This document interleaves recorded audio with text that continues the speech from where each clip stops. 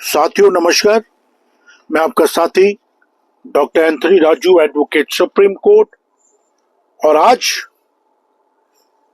जो ये वीडियो मैं आपको दे रहा हूं, डॉरी डेथ के ऊपर मैं बात करने जा रहा हूं आपसे ऊपर। डॉरी डेथ अपने आप में बहुत गंभीर मामला, और इसमें कई बार ये देखा गया है, मेरे जो क्लाइंट है वो मेरे से बात करते हैं इस टॉपिक को लेके कई बार, कि जो दहेज हत्या को लेके जो कानून बना है वो कानून किसी को प्रताड़ित करने के लिए नहीं है, किसी को परेशान करने के लिए नहीं है। कानून उन लोगों के लिए बना है जो सही मायने में अपनी बहू को प्रताड़ित करते हैं दहेज को लेके। यहाँ पे दहेज जो है वो बहुत इंपॉर्टेंट फैक्टर है। इससे पहले कि मैं इस वीडियो को आगे दूं, मैं आपसे बस गुजारिश करना चाहता हूं कि इस चैनल को आप सब्सक्राइब करें, लाइक करें, कमेंट्स करें, शेयर करें और बेल बटन दबा के रखें, क्योंकि सुप्रीम कोर्ट और हाई कोर्ट और बहुत सारी सेशन कोर्ट की लैंडमार्क जजमेंट होती हैं, जिसको हम सिंपल और सरल भाषा में आप तक पहुंचाने की कोशिश करते हैं। कानून के अवेयरनेस के बारे में हम बात कर रहे हैं। देश में जितने भी कानून बने हैं वो डेकोरियन नहीं है, वो गैर कानूनी नहीं है, लेकिन हमारे यहाँ जो कुछ शातिर लोग बैठे हैं या जिस तरह की जो व्यवस्था है हमारे यहाँ पे, जो कानून की प्रक्रिया है पूरी, जो प्रोसेस ऑफ लॉ है, उसका फायदा उठाते हुए लोग अपने पर्सनल रंजिश को मिटाने के लिए या पैसे की दलाली करने के लिए कानूनों का मिसयूज करते हैं। कानून क्या कहता है दहेज हत्या में? आईपीसी 304B, डॉरी डेथ, दहेज हत्या। दहेज हत्या, दो शब्द है यहां पे साथियों, दहेज और हत्या। यहां पे कई बार सुप्रीम कोर्ट ने, हाई कोर्ट ने और सेशन कोर्ट ने बोला है कि दहेज और हत्या का आपस में मेल होना चाहिए, करीबी होनी चाहिए। कानून जो बना, ये उस वक्त जब कानून बना उस समय महिलाओं को जलाया जाता था, प्रताड़ित किया जाता था, मार दिया जाता था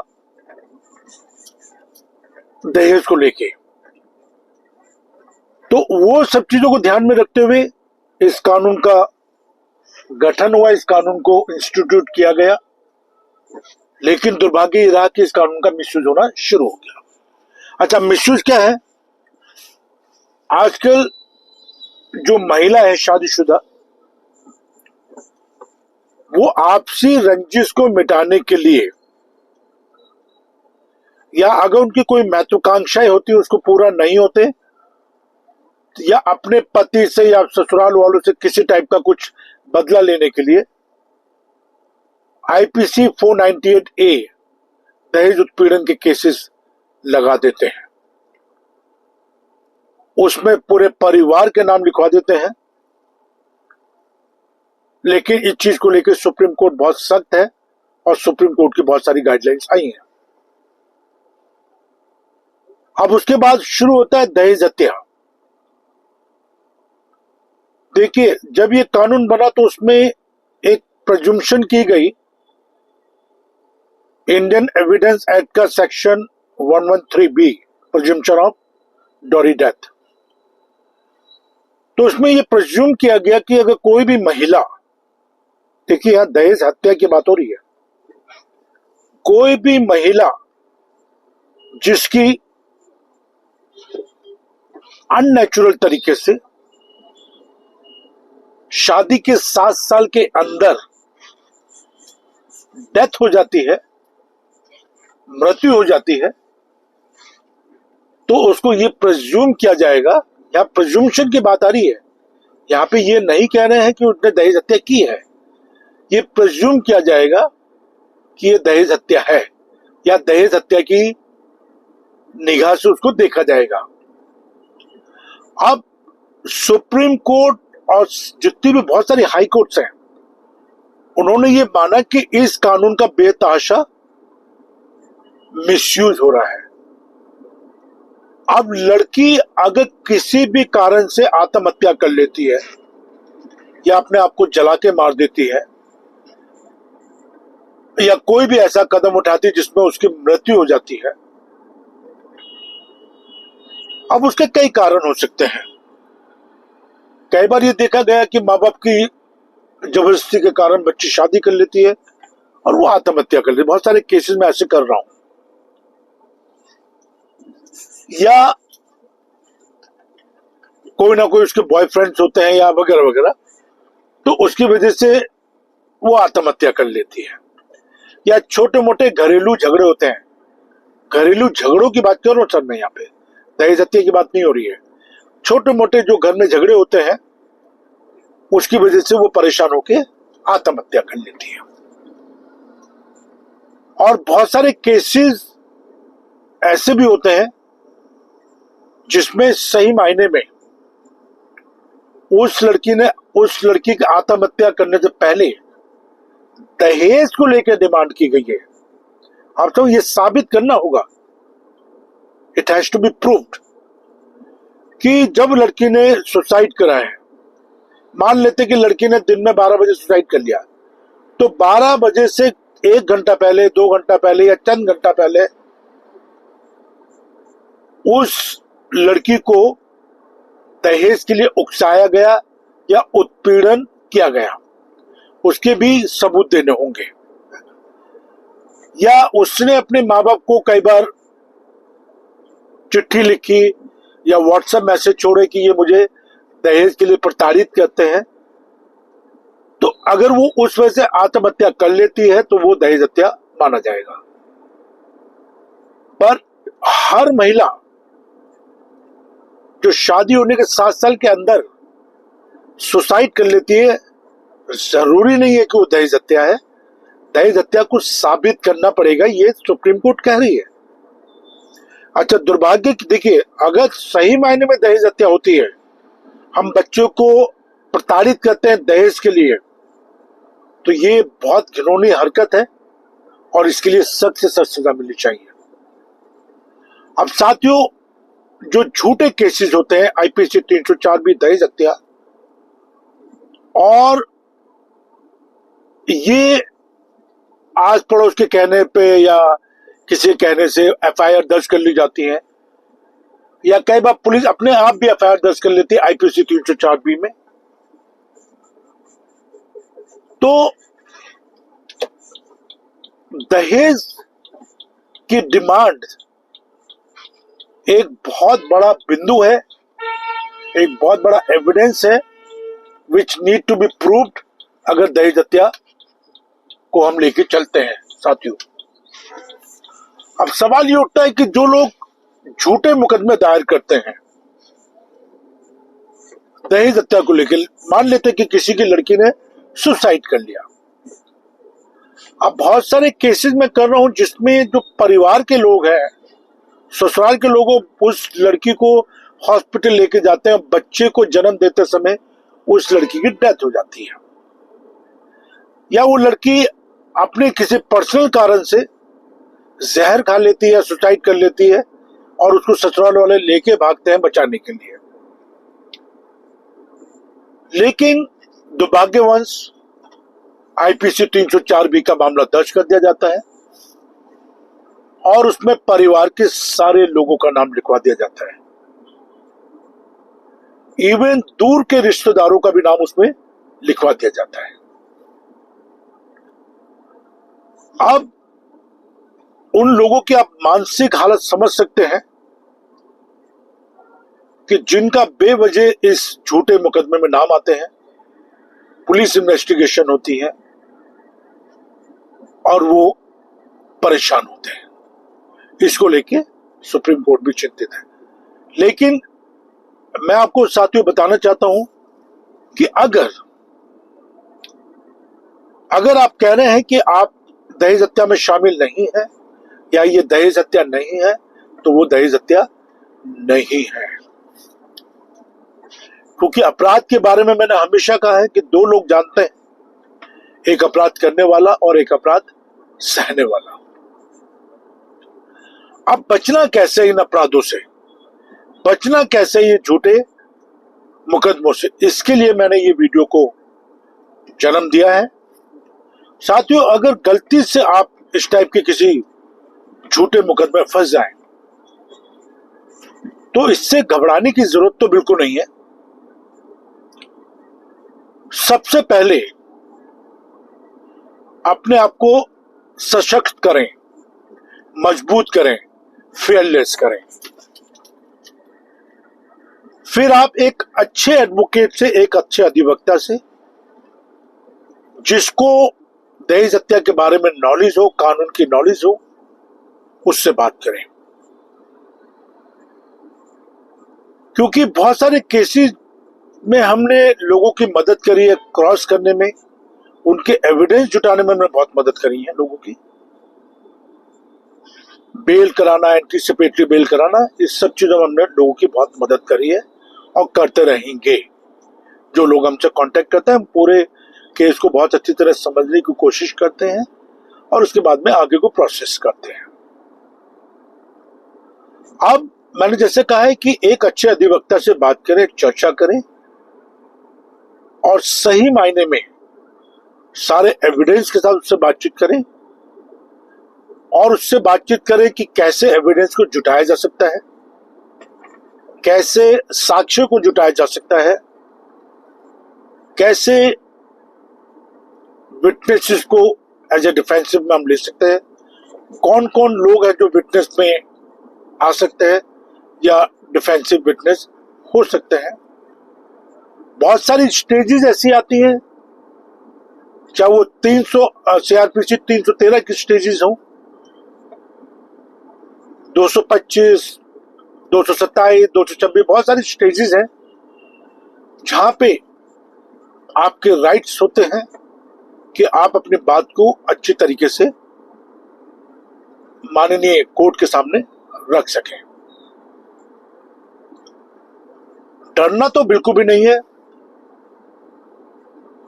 और अगर आपको ये पता है कि आपके खिलाफ FIR बन चुकी है, FIR दर्ज हो चुकी है, साथियों मैं आपको बहुत इंपॉर्टेंट चीज बता दूं कि IPC 304B जो ये कॉग्निजेबल ऑफेंसेस है, ये संज्ञेय अपराध है, गंभीर अपराध है, नॉन कंपाउंडेबल है, नॉन कॉम्प्रोमाइजेबल ऑफेंस है। इसमें कॉम्प्रोमाइज नहीं होता, इसमें कंपाउंड नहीं होता है, ठीक है। FIR से पहले आप कुछ भी कर ले, बट एक बार जब FIR बन जाती है उसमें कोई भी तब्दीली नहीं की जा सकती, कोई सेक्शन ऐड नहीं किया जा सकता, कोई सेक्शन डिलीट नहीं किया जा सकता। सारी पावर कोर्ट के पास आ जाती है। आपके पास में बहुत सारे स्टेजेस हैं। जब आपके चार्जेस फ्रेम हो रहे हो तब आप उनको डिफेंड कर सकते हैं। आप डिस्चार्ज पिटीशन लगा सकते हैं एक अच्छे एडवोकेट के माध्यम से। और ट्रायल चल रहा है उसको चलने दीजिए। अगर आपको लग रहा है ट्रायल को, कोई बात नहीं, ट्रायल चल रहा है चलने दीजिए। बट हमारे पास सेशन कोर्ट है, हाई कोर्ट है, सुप्रीम कोर्ट है।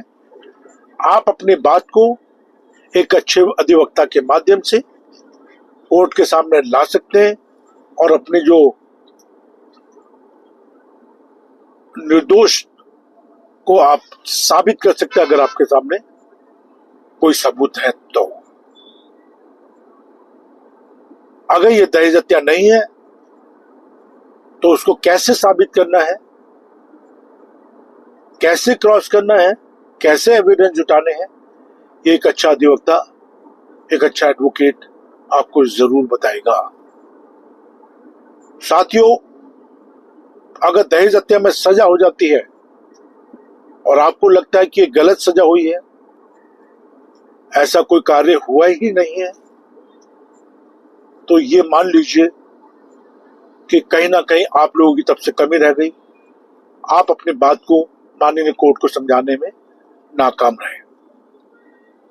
मेरा नंबर, मोबाइल नंबर डिस्प्ले पे आ भी रहा है और नीचे डिस्क्रिप्शन बॉक्स में भी है। आप मुझे कॉल कर सकते हैं, मैसेज कर सकते हैं, व्हाट्सएप कर सकते हैं और मैं पूरी तरह से आपकी मदद करने की कोशिश करूंगा।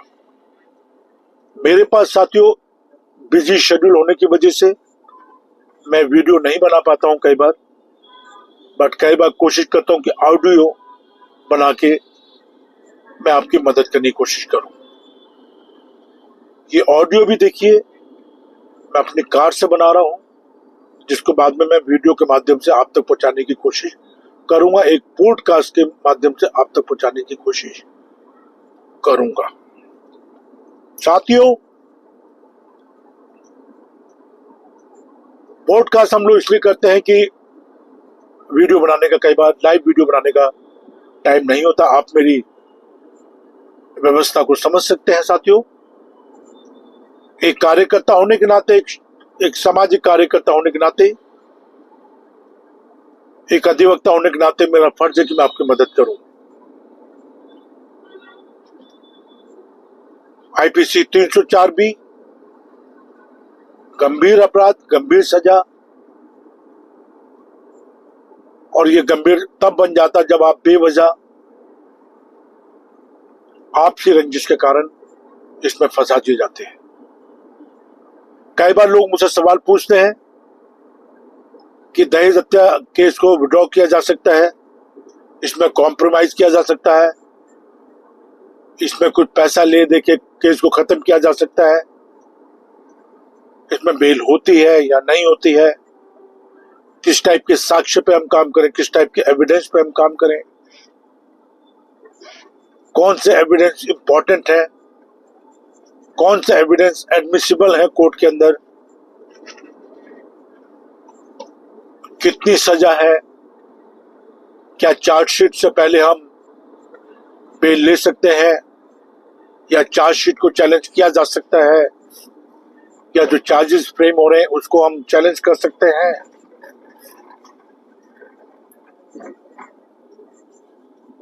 या हम डिस्चार्ज एप्लीकेशन लगा सकते हैं।